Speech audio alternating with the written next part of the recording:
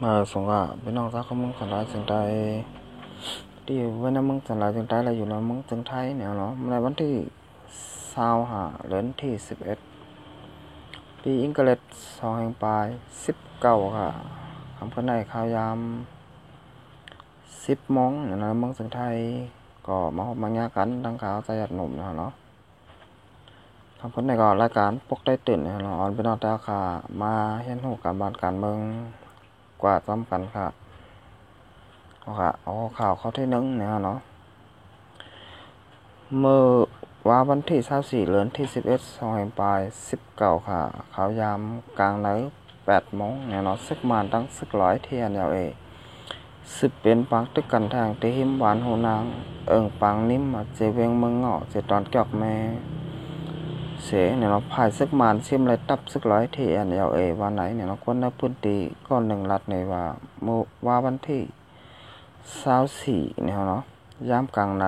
8 โมงต่อถึงยาม6 ค่ำ4 โมง20 นาทีนั่นเนี่ยเนาะซึกมันตั้งซึกร้อยที่NLAเป็นปากตึกกันแทงหิมหวานหูนางยามกลางวัน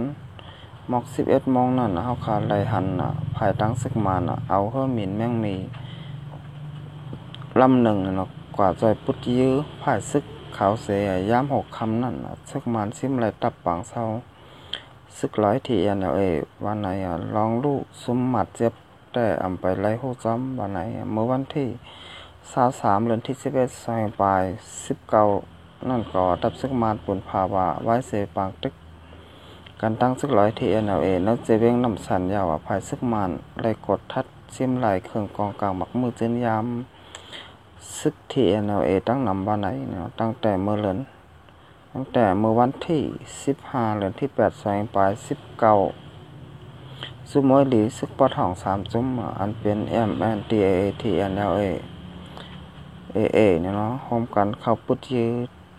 ตีจันจอมภายซึกมานเบ่งปางอีกตั้งตับปริกมานตีลานโคกึดนองเขียวเนาะเสปางตึกซึกมานตั้งซึกที่NLAก็เลยซึกเป็นกว่านึกเจเวงเกี่ยวแมงน้ำสั่น4 ป่อลาเซียวกดขายจึงได้ปอทองในเย้าเนี่ยในก็เดี๋ยวเลยหันว่าตั้งแต่ปังตึกตีหนองเขียวเนี่ยเนาะเตียนไผ่จุ้มอ้อยดีปอทอง3 จุ้มเนี่ยเนาะซึกร้อยที่NLAซึกโกก้างเนี่ยเนาะ MNDAA แล้วก็ซึกหลักแข่งAA เนี่ยเนาะ3 จุ้มหมแห้งกันเสเนี่ยเนาะเมื่อวันที่15เดือนที่8 2แห่งปลาย19ป่นมานั่นเนี่ยเนาะซึกหลีปอทอง3 จุ้มเข้าปุดยื้อซึกมานเนี่ยเนาะตีเวียงปางและตีโคกึดตีหนองเขียวเนี่ยเนาะเฮ็ดซึกมานและตั้งปริมาณเนี่ยเนาะเลยลูกซุมบาดเจ็บลูกตายตั้งน้ำเนี่ยเนาะรถกาก็ก้อยเนี่ยเนาะวายเสนนั้นมาซึกมานเขาเนี่ยก็ขึ้นตอบแดนขึ้นโทนาซึกเนี่ยเนาะตั้งเอากากับเล็กเอาเครื่องมิ้นเนี่ยเนาะเข้าเมื่อในเมืองจึงได้ปอทองเป็นปางตึกกันตั้งซึกร้อยที่NLAบาจะเป็นตีเวงจอกแมงเวงน้ำสันเวง4 ป่อเวงลาเซียวเวงกดขายเนาะเส้นไหนเจ้ากับเส้นไหนเนี่ยเนาะเปลี่ยนปางตึกกันละลายอองตีเนี่ยเนาะตี 1 ยาวตี 1เนี่ยเนาะวัน 1 ยาววัน 1ห้าต่อถึงวันมือเลี้ยวเนี่ยก็ปางตึกแต่มึงจึงได้พระทองยังไปเย็นเสาเนี่ยเนาะก็ว่าซึกมานเขาเนี่ยเนาะตึกโทแห่งซึกเข้าเมืองในเมืองจึงได้ปอทองอยู่เนี่ยเนาะอันไหนค่ะเป็นน้องผู้ปันแห่งพองยามมือเลี้ยวเนี่ยเนาะซึกมานเขาเนี่ยซ้ำเฮ็ดปล่อยตึกเนี่ยเนาะในเมืองจึงได้ปอทองเขาขาเนี่ยเนาะมันเอาพี่น้องแต่ค่ะซ้ำเฮ็ดปล่อยปีเมื่อใดอยู่ในเมืองจึงได้ปอดจานปอดกลางแลในเมือง จึงไทยเนี่ยค่ะพี่น้องผู้ปนแหงเปลี่ยนไว้จังไหนเนี่ยเนาะก้อยกาในเมืองจึงได้ปอทองนั้นอำไรจัดปล่อยปีเมื่อใดก็ว่าย่ามแล้วเนี่ยเนาะซึกมานเขาเนี่ยก็ตึกเฮ็ดปางปล่อยตึกไว้อยู่เนี่ยเนาะปล่อยตึกรัง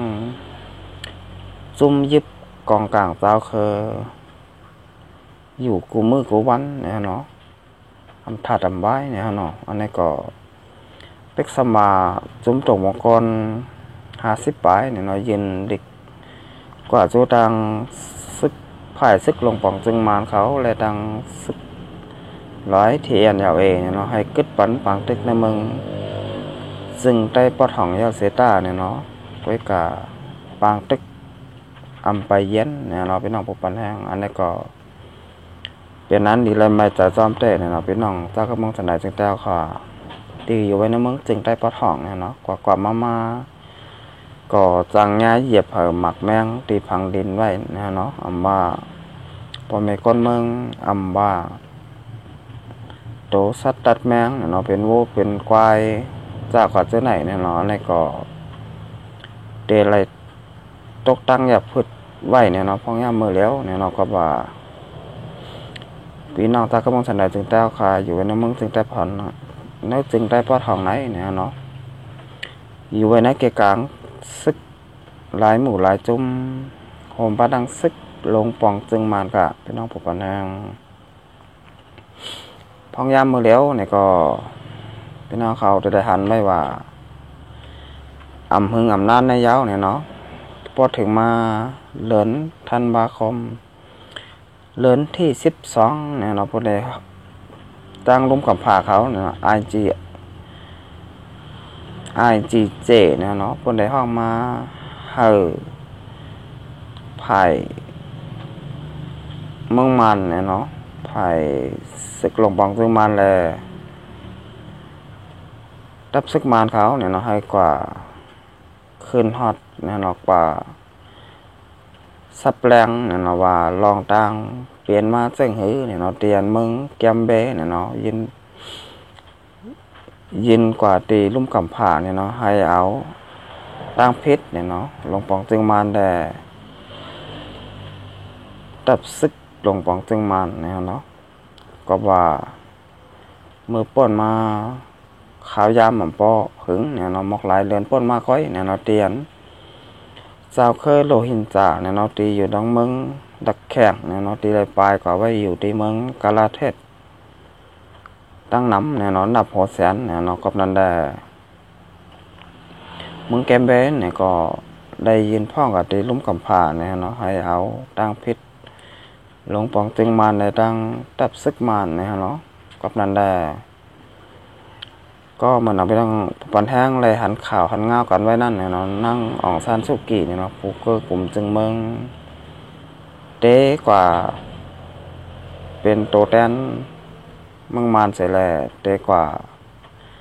แกลิดเนี่ยเนาะ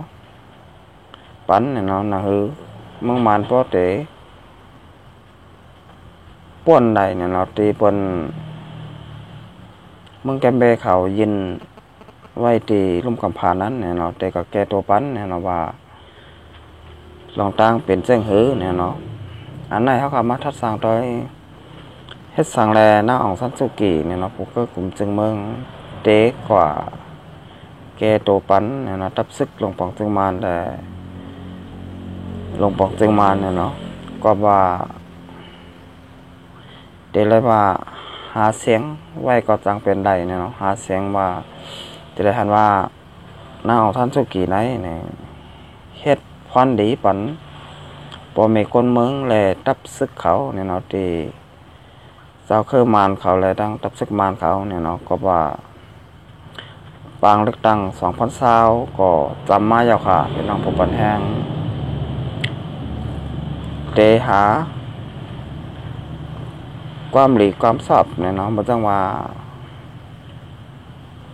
หาคะแนนเสียงใบเนี่ยเนาะให้เปิ้นมาตดแคบกลางใจบนน้ำเนี่ยเนาะสังมาถึงมาปี2020นั่นเนี่ยเนาะก็ว่าหาเสียงใบเนี่ยเนาะบางเลือกตั้งก็ จำมาเยอะแล้วเนี่ยอันไหนค่ะที่เป็นเหตุผลเนี่ยเนาะที่เฮ็ดให้นางองซานสุกีผู้เกิดกลุ่มจึงเมืองเนี่ยเนาะที่กว่าที่ลุมกำผ่าเนี่ยเนาะลุมไอจีเจในเนี่ยเนาะเดินหน้าในค่ะพี่น้องผู้ปกครองวันที่11-12เดือนธันวาคมในเนี่ยเนาะที่นางองซานสุกีเตออกข่าวดังกว่าที่กรุงเฮดเนี่ยเนาะเมืองเนเธอร์แลนด์เนี่ยเนาะวันที่11-12เนี่ยเนาะอันนี้ก็เปิดด้วยกันค่ะพี่น้องผู้ปกครองบ่าลองตางมันเตเปลี่ยนไว้เจ้งเฮ้ลุ่มกำพร้าเขาซ้ำเตว่าเนี่ยเนาะรอนพี่น้องเจ้าเคยโลหินจ่าเลยถูกฆ่าตายเนี่ยเนาะรูลายแหมตายเนี่ยเนาะย่อก็เลยปลายเพศศึกษาเนี่ยก็อยู่ไว้ตีเมืองบังกลาเทศนับ600,000เนี่ยเนาะในก็นั่นค่ะเป็นน้องผู้ปันแห้งคนเฮาขาในเนาะเฮ็ดดีก็ไรดีเนี่ยเนาะเฮ็ดให้ก็ไรให้ค่ะกำเผาเว้นมันเนี่ยเนาะปล่อยเฮ็ดหลีไว้ก็ตื่นแต่ไรดียำห้างเนี่ยเนาะปล่อยเฮ็ดให้ก็ตื่นแต่ไรฮับตามเนี่ยเนาะอันนี้ก็ปะต้อยค่ะเป็นน้องผู้ปันแห้งว่าซึกหลวงปองจึงมาในดังหลวงปองจึงมาไหนเนี่ยเตไลฮับขามฮับตามอยู่เนี่ยเนาะอันนั้นก็เตเอาโตลอดเพเขียนกำในไรอยู่ค่ะเนี่ยนี่ก็10 ปะต้อยกว่าค่ะเป็นน้องผู้ปันแห้งบานลองตั้งมันเตเป็นมาแจ้งหือเนี่ยเนาะเอาขามาปะต้อยเนี่ยเนาะอำเภออำนาจยาวเนี่ยเนาะเลินน้าในก้อยค่ะแต่ข้าวตังอำหึงเนี่ยเนาะเอาขาเตไรหูว่าลองตามมันเป็นแจ้งหือเนี่ยเนาะเอาค่ะกับในข้ามาอ่อนกันมาเตยปล่อยปีมาแต่ขายเนื้อเนี่ยเนาะก็ลองย้ำมาแล้วเนี่ยก็ปีน้ำเมืองถึงไทยก็จัดไว้ปีมาได้หลายตีค่ะเป็นน้องผู้ปันแห้งเริ่มมันได้เย้าเนี่ยเนาะมาจะเป็นตีวัดกูเตาค่ะวันที่25ถึงวันที่28นะฮะเนาะหลายวันเนี่ยเนาะ3-4วันเนี่ยเนาะย่อก็ตีเมโจเนี่ยเนาะวัดหนองโบสดเนาะนั่นก็เริ่มเมื่อไหร่เหมือนกันเนี่ยเนาะย่อก็จะมีไว้ตีสลับพีแทงตีหนึ่งเนี่ยเนาะนำเต้หาเป็นน้องผู้ปันแห้งปีเหมือใจเบี้ยงเกียงใหม่จึงไทยเนี่ยเนาะเผยตันกว่าตีไรก็กว่าเนี่ยเนาะมาไปกว่าตีเมโจเนี่ยเนาะวัดหนองโบสดมาไปกว่าตีวัดกูเต่าเนี่ยเนาะมาไปกว่าตีสลับพี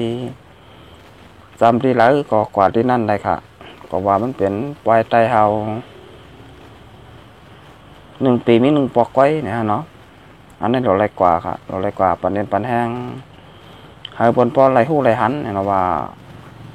ปีน้องแต่ข้าในเนี่ยมีพิงเงเพลงทงเป็นโตเก่าเนี่ยเนาะมีเด็กลายไตหางก้อยเนี่ยเนาะมีทงไตเนี่ยเนาะแล้วก็มีกูเจอกูร้องเนี่ยเนาะพี่น้องตาก็มึงขนาดจึงแต่ข้านั้นมีไว้กูเจอกูเมียวเนี่ยเนาะอำไรเอาความบนมาเจอเนี่ยเนาะอำไรเอาท่องบนมาเจออำไรเอาเล็กบนมาเจอเนี่ยเนาะเขาขามีของตัวเก่ากูเจอกูหลองกูเมียวเนี่ยเนาะกับในแร่เนี่ยจ่องเลยเปลี่ยนมาปีเมื่อไตเนี่ยเนาะปีเมื่อไตเขานั้นเนี่ยเต็มมาอ่อนตั้งปนยาวเนี่ยเนาะก็ว่าเลินที่11เนี่ยเนาะเพราะปีเมื่อพลังซ้ำเต็มมาวันที่เดือนที่12เนี่ยเนาะกว่ากันเดือนนึงเนี่ยเนาะปีมาแต่เขานั้นเตมาวันตั้งปีใหม่พลังเขา1 เดือนเนี่ยเนาะเดือนนั้นก็ได้เป็นปีใหม่พลังคิดมากยาวเนี่ยเนาะ